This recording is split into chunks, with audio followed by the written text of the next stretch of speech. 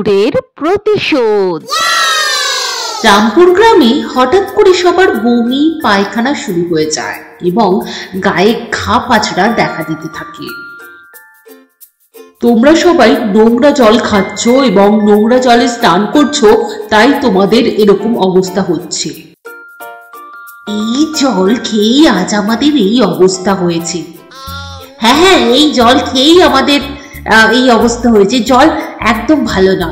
হ্যাঁ, এই জল একদমই ভালো নয়। ঠিক বলেছ, এই জল ভীষণ বাজে। আমাদের অন্য কোনো ব্যবস্থা করতে হবে। পরের দিন সবার মধ্যে একটা চাপা গুঞ্জন শোনা যায়।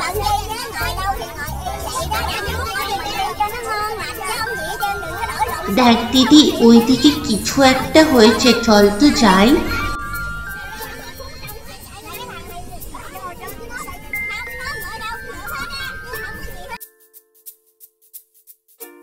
মা, ঠাকুমা, তোমরা কি নিয়ে কথা বলছো?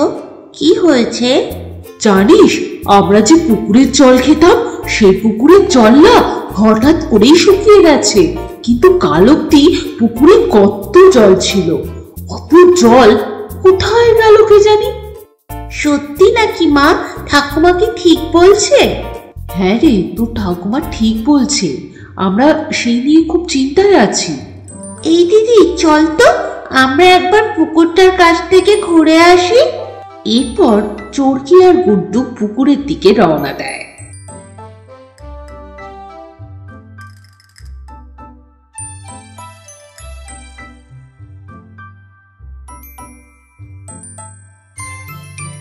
সত্যি তো পুকুরটা একদম শুকিয়ে গেছে, কিন্তু এটা কি করে সম্ভব?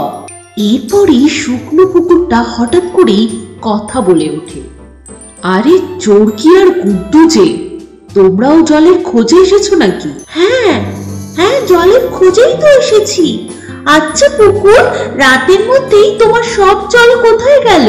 কেউ কি জল চুরি করেছে নাকি?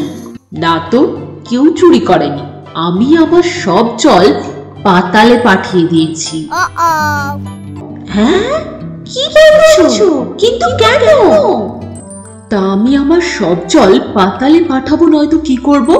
জল নোংরা করবে তোমরা আর দোষ দেবে আমাকে।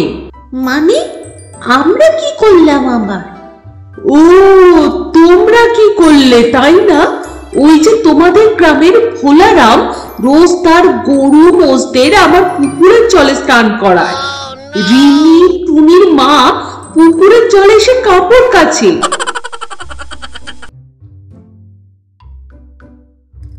গ্রামের ছেলেরা আমার জলে এসে স্নান করে। আর হ্যাঁ, তোমার মা ঠাকুমাও কিছু কম যায় না, তারা আমার জলে এসে বাসন মাজে। কত গল্প তখন, কত কথা। কেন তখন তোমাদের মনে থাকে না যে পুকুরের জল নোংরা হচ্ছে?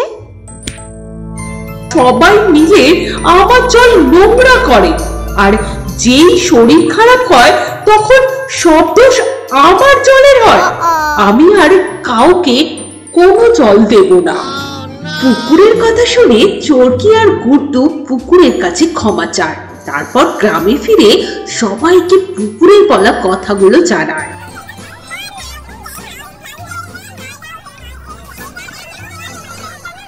সবাই তখন পুকুরের কাছে গিয়ে একসাথে ক্ষমা চায়। পুকুর, তুমি তোমার জল ফিরিয়ে দাও। আমরা আর কেউ জল নোংরা করব না। হ্যাঁ পুকুর, আমরা আর কেউ জল নোংরা করব না। হ্যাঁ, আমরা আর কেউ জল নোংরা করব না।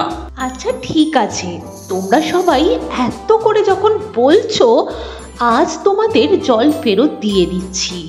কিন্তু খবরদার, আবার যদি জল নোংরা করেছো তো আর কোনোদিন জল ফেরত দেব না। সবার ক্ষমা প্রার্থনা দেখে পুকুর খুব খুশি হয়। তারপর পুকুর তার সব জল ফিরিয়ে দেয়। এরপর সবাই মনের আনন্দে পুকুরের জল ব্যবহার করতে থাকে, কিন্তু পরিষ্কার পরিচ্ছন্নভাবে।